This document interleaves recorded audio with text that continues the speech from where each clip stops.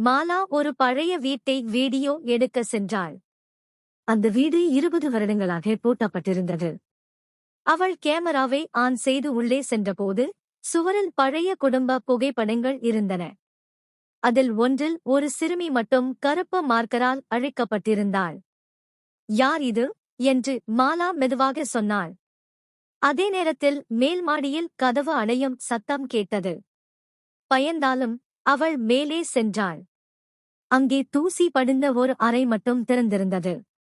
அறைக்குள் ஒரு பழைய டைரி கிடந்தது. அதில் எழுதப்பட்டிருந்தது, இந்த வீட்டில் இருந்த 4வது குழந்தையை யாரும் நினைவில் வைத்திருக்கக் கூடாது. மாலா அதிர்ச்சியுடன் மீண்டும் அந்த குடும்ப புகைப்படத்தை பார்த்தாள். இப்போது அந்த புகைப்படத்தில் இருந்த மற்ற 3 பேரின் முகங்களும் மெதுவாக அழிந்து கொண்டிருந்தன.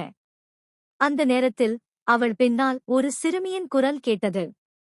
அக்கா, இப்போ நீயும் எங்களை மறந்துடுவியா? அந்த 4வது குழந்தைக்கு உண்மையில் என்ன நடந்தது என்று உங்களுக்கு தெரிந்தால் சொல்லுங்க.